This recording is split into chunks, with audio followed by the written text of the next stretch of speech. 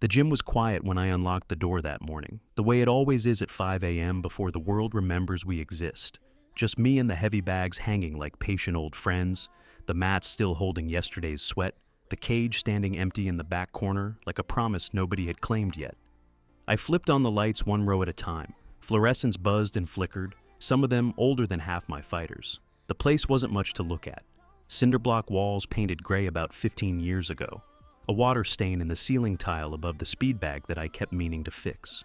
Mirrors along one wall, most of them cracked in the corners from stray elbows and the occasional temper. But it was mine. 12 years I'd been running Iron City MMA out of this strip mall between a pawn shop and a laundromat.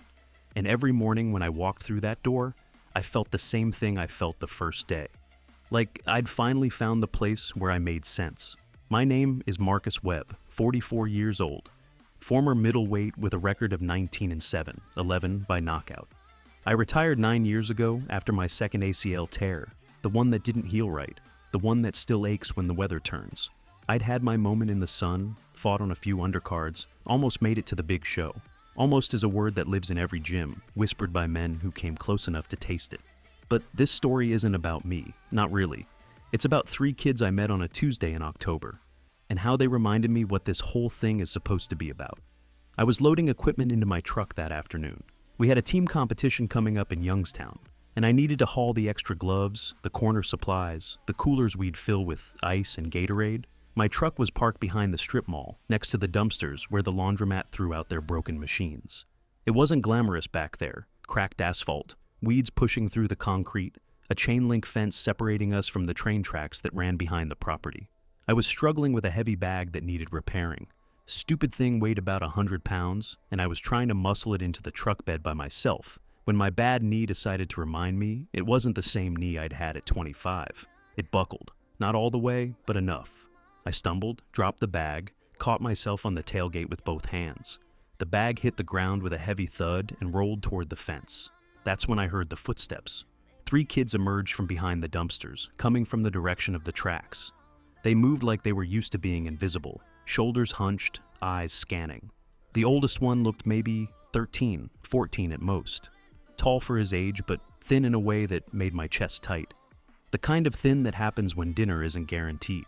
He had a Steelers hoodie on, faded and too big for him, the cuffs frayed at the wrists. Behind him came a girl, maybe 11, her hair in 2 braids that were starting to come undone. She wore a jacket that might have been pink once, before too many washes turned it gray. The youngest was a boy, small, couldn't have been more than 8 or 9. He had a backpack on that looked heavier than he was. They stopped when they saw me. For a moment, we just looked at each other. I was still gripping the tailgate, my knee throbbing, the heavy bag at my feet like evidence of my own limitations. "You okay, mister?" the oldest boy asked. His voice was wary, but there was something else in it too. Concern. Genuine concern from a kid who looked like he had plenty of his own problems. "Knee gave out," I said, straightening up slowly. "Happens sometimes." The 3 of them exchanged a look. Some kind of silent conversation passed between them, the way it does with kids who've learned to communicate without words. Then the oldest one stepped forward. "We can help you with that," he said, nodding toward the heavy bag. "If you want." I almost said no. Pride mostly. The same pride that made me keep fighting 2 rounds after I tore that ACL the second time. The same pride that made me open a gym instead of taking a desk job when the doctors said my body was done. But something about the way these kids were looking at me, like they needed to help more than I needed to accept it, made me nod. "Appreciate that," I said.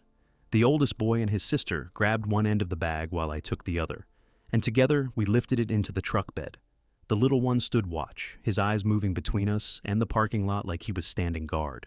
When the bag was in, the older boy climbed up into the truck bed without being asked and started arranging the equipment so it would fit better. He knew what he was doing, knew how to stack things so they wouldn't shift.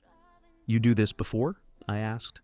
"Helped my uncle move a few times," he said, then quieter, before he left.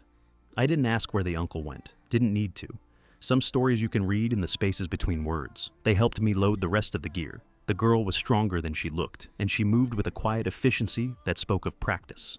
The little one brought me the smaller items, the tape, the gauze rolls, the corner bucket, running back and forth with serious determination.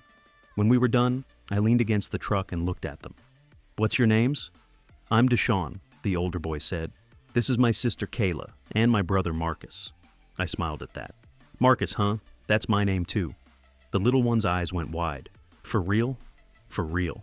We gotta go, Kayla said, looking toward the tracks. There was a nervousness in her voice that hadn't been there before. Deshaun, we gotta go. Hold on. I reached for my wallet, pulled out 3 20s. $60 wasn't much, but it was something. I held it out to Deshaun. For your help. He looked at the money, then at me, then at his sister. Something passed between them again. That silent language. No, thank you, sir, Deshaun said. We didn't help you for money. I know you didn't. That's why I want you to have it. He shook his head. There was a pride in him. The same kind of pride I'd just been fighting in myself. My mama says you don't take payment for helping people. She says that's just what you do because it's right. Your mama sounds like a smart woman. She is. Kayla tugged on her brother's sleeve. Deshaun, come on. I watched them go, slipping through a gap in the chain-link fence and disappearing down the tracks. The little one turned back once and waved. I waved back. Then they were gone, swallowed up by the weeds in the distance. I stood there for a long time, holding $60 that 3 poor kids had refused. I couldn't stop thinking about them. That night, after the gym closed, I sat in my office and stared at the wall. The wall had photographs on it, fighters I'd trained over the years. Some of them had made it, gone pro, fought on television. Most of them hadn't, but every one of them had walked through my door looking for something they couldn't name, and I'd tried to give it to them. Discipline, purpose, a place to belong. Those kids had that same look, the hungry one. The one that says, I need something, but I don't know what it is yet. The next morning, I was at the gym early again, but this time I walked the perimeter, followed the fence line until I found the gap where the kids had slipped through, walked along the tracks for maybe a quarter mile until I saw it, a cluster of tents and makeshift shelters tucked into a clearing behind an abandoned warehouse, a homeless encampment. I didn't go closer, didn't want to spook anyone, but I stood there for a while, watching smoke rise from a barrel fire, watching a woman hang laundry on a line strung between 2 trees. This was where they lived, those 3 kids who'd refused $60 because their mama raised them to help people without expecting anything in return. I walked back to the gym with something heavy in my chest. That afternoon, I gathered my coaches. There were 4 of us on staff. Danny Chen, who'd been with me since the beginning, a former flyweight with hands like lightning and a mind for strategy. Rosa Martinez, who taught the women's classes in the kids program and was tougher than most of the men who walked through our door. Jimmy Kowalski, an old wrestler from the Pennsylvania coal country who'd forgotten more about grappling than most people would ever learn.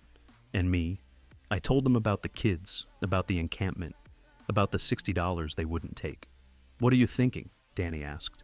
I don't know yet, I said, but I can't just let it go. Rosa leaned back in her chair. You want to help them, that's what you're saying. I want to do something, yeah. Jimmy scratched his chin. He was 62 years old and had the kind of face that looked like it had been carved from the same stone as the mountains he'd grown up in. There's a lot of people in this city who need help, Marcus. You can't save everybody. I know that. So why these kids? I thought about it. Really thought about it. Because they reminded me of me, I finally said. When I was their age, before I found the gym, before I found anything. The room got quiet. They all knew pieces of my story. The group homes, the foster families, the years I'd spent lost before a coach named Ray Patterson pulled me off the street and put me in a ring and gave me the first real purpose I'd ever had. Ray was gone now, heart attack 6 years ago, but I still talk to him sometimes, in my head. Asking him what he'd do, he'd tell me to stop talking and start doing. That's what he'd tell me. I want to find them, I said. Find out what they need. See if there's something we can do. Danny nodded slowly. Okay, but carefully, right? You don't know their situation, their family. You go charging in like you're fixing something, you might make it worse. I know, I said, carefully. It took me 3 days to make contact. I didn't go to the encampment. Instead, I started leaving things. A box of granola bars by the gap in the fence, some bottles of water, a bag of apples. Every morning, the stuff was gone, and I'd leave more. It was a conversation without words, a way of saying I see you. I remember. I want to help if you'll let me. On the 4th day, Deshaun was waiting for me.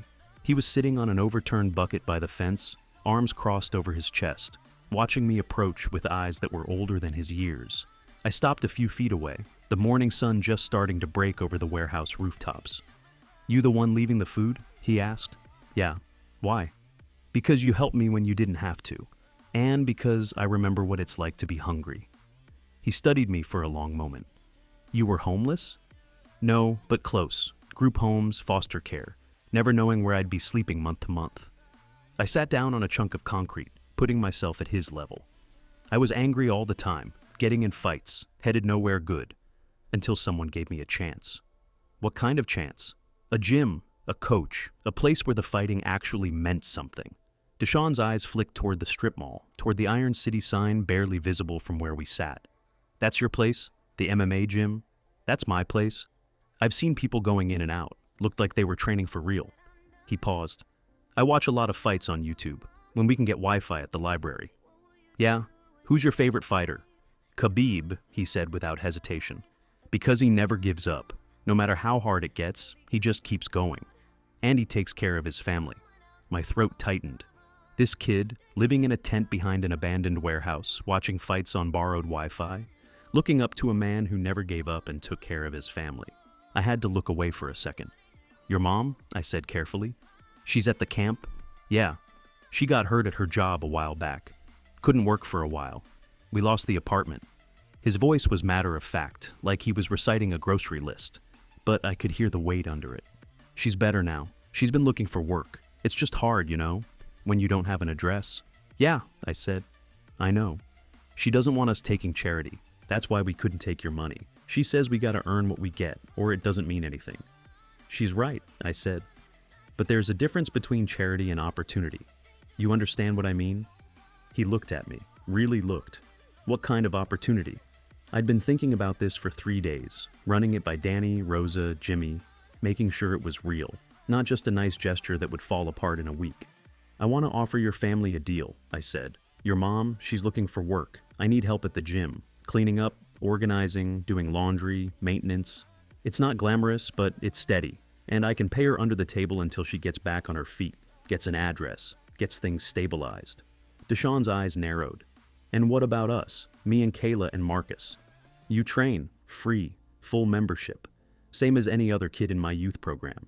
I held up a hand before he could interrupt. That's not charity either. I've seen how you move, how you think, how you take care of your brother and sister. You've got something, Deshaun. I've been doing this a long time. I know when I see it. He was quiet for a long moment. The sun was higher now, warming the concrete, chasing away the morning chill. Somewhere in the encampment, I heard a baby cry and a woman's voice soothing it. I gotta talk to my mom, Deshaun said finally. Of course. Tell her to come by the gym whenever she's ready. We'll talk. No pressure. If it's not right for you, no hard feelings. But the offer stands. He stood up, brushing off his jeans. Why are you doing this? For real? For real? I stood up too, my knee protesting. Because somebody did it for me once, and I've been looking for a way to pay it back ever since. Her name was Denise. She came to the gym 2 days later, all 3 kids in tow. She was younger than I'd expected, maybe 32 or 33, with the kind of tired in her eyes that doesn't come from lack of sleep, but from carrying too much weight for too long. She wore clean clothes, pressed, obviously her best. Her hair was pulled back neat. She walked in like she was heading into a job interview, which I suppose she was. I gave her the tour, showed her the mats, the cage, the weight room, the locker areas, introduced her to Danny and Rosa and Jimmy.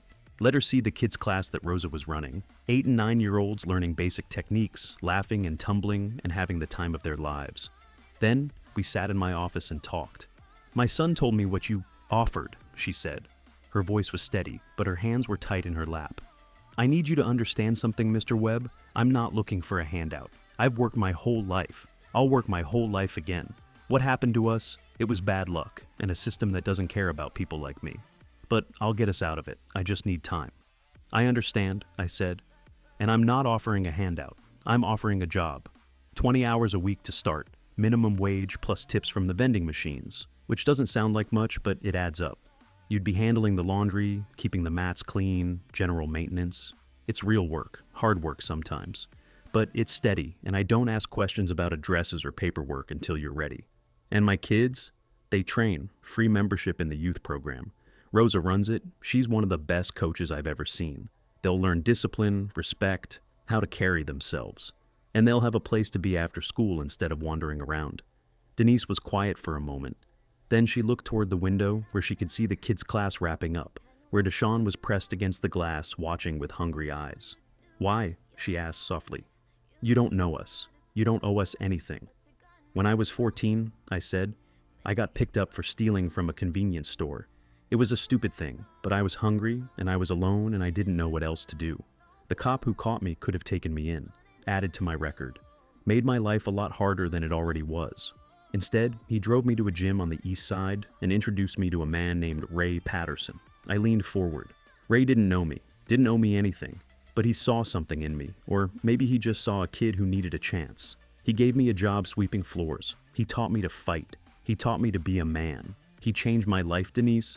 Everything I am, everything I have, started in that gym with a stranger who decided to give a damn. She looked at me then, with something in her eyes that might have been hope. Or maybe it was just the first light after a long darkness. I'm not promising I can change your life, I said. But I can give your kids a place to go. I can give you work, and we can see where it leads. She took a breath, held it, let it out slow. Okay, she said. We'll try. They started the next week. Denise threw herself into the work with a ferocity that surprised me. She arrived before anyone else and left after everyone was gone. The mats had never been cleaner. The locker rooms sparkled. She organized the equipment closet in a way that made Danny mutter that he couldn't find anything anymore, but we all knew he was impressed. The kids trained every afternoon after school. Kayla and Marcus joined Rose's youth class, learning fundamentals, building confidence. Marcus, the little one, turned out to have a natural gift for movement, flowing through techniques like water. Kayla was more cautious, more analytical, but she picked things up fast once she understood them. But Deshaun was the revelation. I'd told him I saw something in him, and I wasn't wrong. He had an instinct for fighting that you can't teach, an ability to read an opponent, to anticipate, to adapt. Within 2 weeks, Rosa had moved him up to the intermediate class. Within a month, he was sparring with kids 2 years older than him and holding his own. More than that, though, he had heart. The kind of heart that makes champions. When he got hit, he didn't fold. When he got tired, he pushed through. When he lost a round, he came back harder. I'd seen a lot of fighters in my time, and I could count on one hand the ones who had what Deshaun had. I started working with him myself in the evenings, after the regular classes were done. Just the two of us, working pads, drilling combinations, talking about the mental side of the game. He absorbed everything like a sponge. You know why most fighters lose? I asked him one night. Because they get hit too much? No, they lose up here first. I tapped my temple. The fight is won or lost before you ever throw a punch. It's about what you believe about yourself, about what you're willing to sacrifice, about whether you can look at the guy across from you and know, really know, that you belong there. He nodded slowly. My mom says something like that. She says you gotta see yourself where you want to be before you can get there. Your mom's a smart woman. Yeah. He smiled, and for a moment, he just looked like a kid. She is. 2 months passed. The rhythm of the gym absorbed the little family like it had absorbed so many others over the years. Denise started picking up extra hours, and I paid her for them. She'd found a small apartment, nothing fancy, but with an address and a door that locked. The kids were in school, doing better than they had in years. Deshaun was preparing for his first amateur bout. Everything was moving in the right direction. That's when the trouble found us. It came in the form of a man named Victor Gaines. Victor ran a gym across town, a bigger operation with newer equipment and a roster of fighters who'd been on TV. He'd been in the game a long time, and he had a reputation. Not a good one, but a successful one. People said he cut corners, pushed his fighters too hard, too fast, used connections to get his guys favorable matchups. I'd never dealt with him directly, but I knew the type. He walked into Iron City on a Tuesday afternoon, 2 of his fighters flanking him like bodyguards. I was working the desk when they came in. The gym fell quiet. People could feel it, that shift in the air when something's about to go wrong. Marcus Webb, Victor said, smiling a smile that didn't reach his eyes. Been meaning to stop by. Nice little operation you got here. What do you want, Victor? Just being neighborly. He looked around, taking in the worn equipment, the cracked mirrors. Heard you, picked up some new talent. Kid named Deshaun. People are talking about him. People talk a lot. They do. They also say you found him living in a tent. That true? I didn't answer. I could see Denise in the back, folding towels, her whole body rigid. See, here's the thing, Victor continued. I like to develop young talent, give them opportunities, resources, the kind of backing a place like this can't provide. He spread his hands. I'm just thinking about the kid's future. His future is here. Is it though? Victor stepped closer. His cologne was overpowering. You've got, 15 members in your youth program? I've got 60. You've got local amateurs, I've got fighters going pro. I could take that kid places you never could. He's not going anywhere. Maybe you should let him decide that. He's 14 years old. He doesn't need to decide anything except how hard he's going to train tomorrow. Victor's smile hardened. You know, I tried to be polite about this, professional courtesy and all that. But let me be straight with you, Webb. That kid is special, and I want him. I'm going to get him one way or another. We can do it the easy way, where you step aside like a reasonable man. Or we can do it the hard way. Get out of my gym. He held my gaze for a long moment. Then he laughed, short and sharp. We'll see you around, Marcus. Give the kid my regards. He left with his entourage. The gym stayed quiet for a full minute after they were gone. I pulled Deshaun aside after practice that night. We sat in my office, the door closed, the sounds of the gym muffled beyond the walls.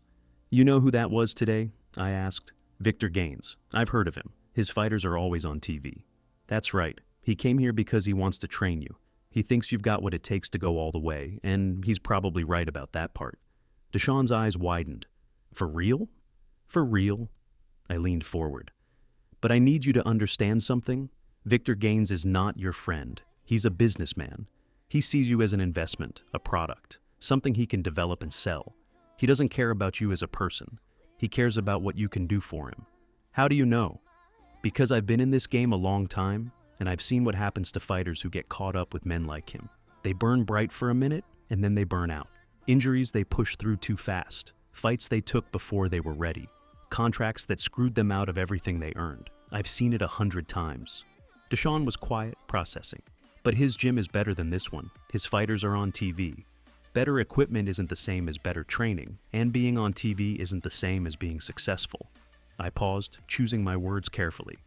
Let me ask you something. When you first came here, before you knew anything about fighting, what did you know about me? That you helped people, that you listened, that you cared about.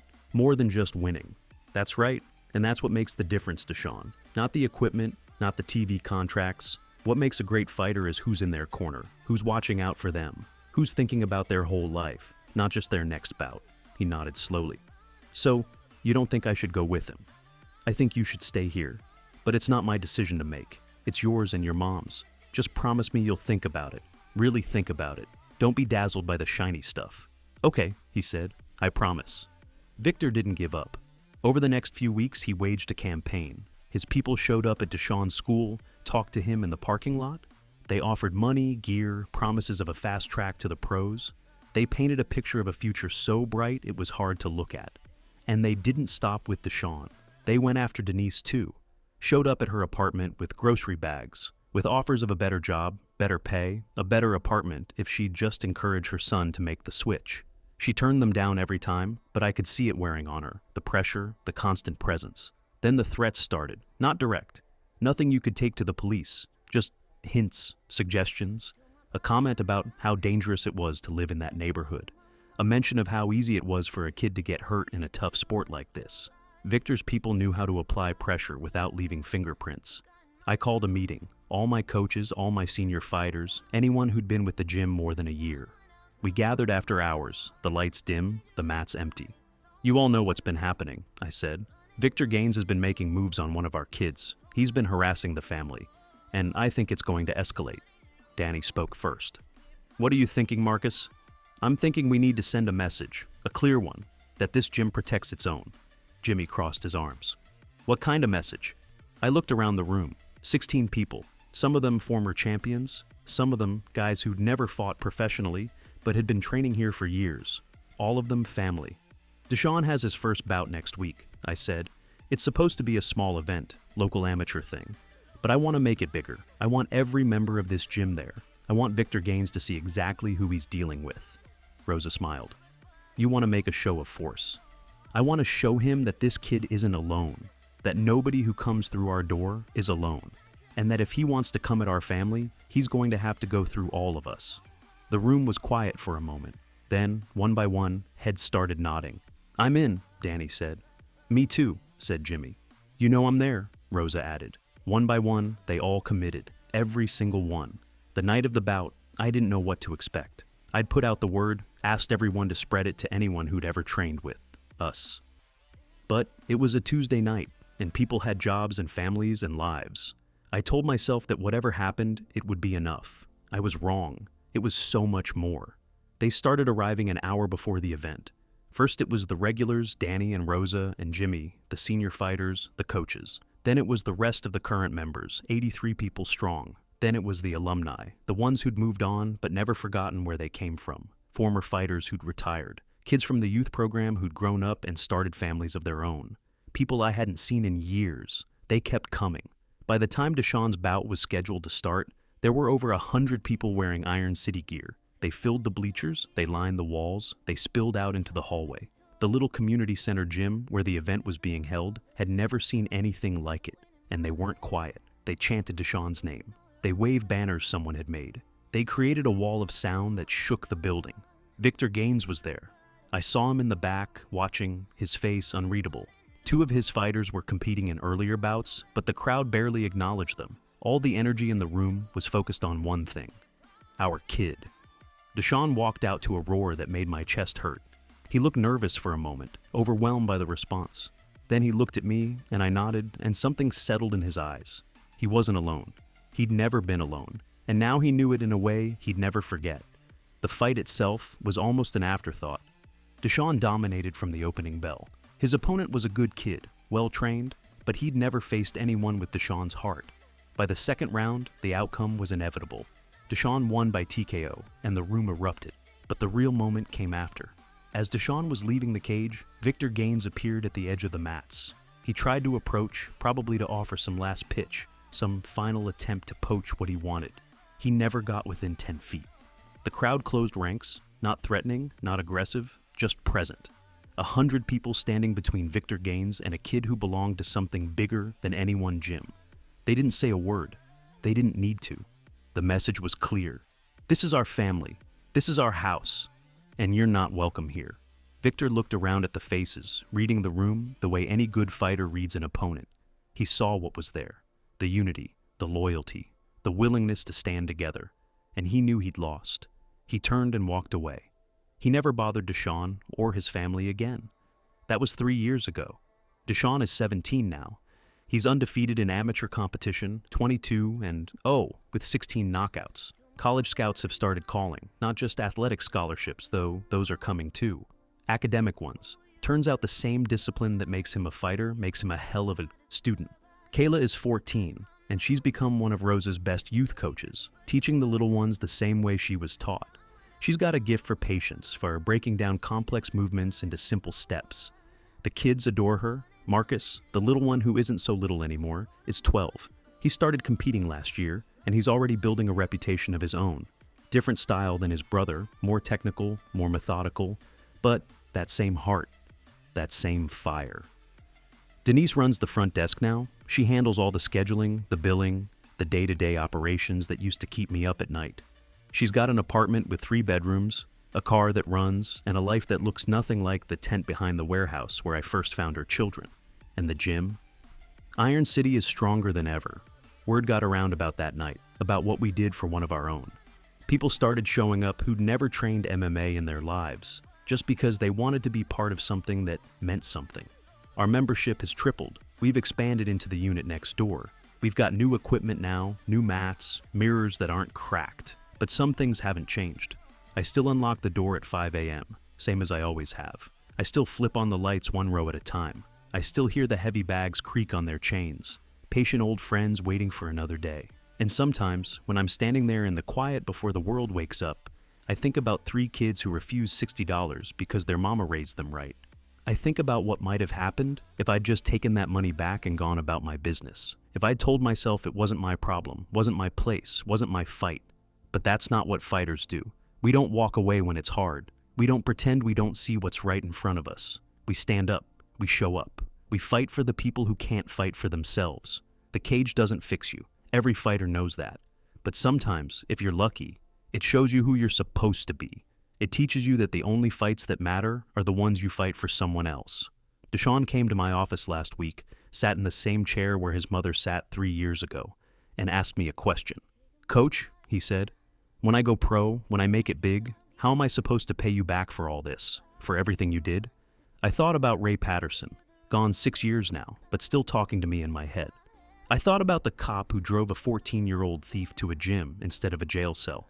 I thought about all the people who'd helped me along the way, who'd never asked for anything in return except that I become someone worth believing in. You don't pay me back, I said. You pay it forward. Somewhere out there, there's going to be a kid who needs what you needed, who's hungry and scared and doesn't know where to go. And when you find that kid, you help them.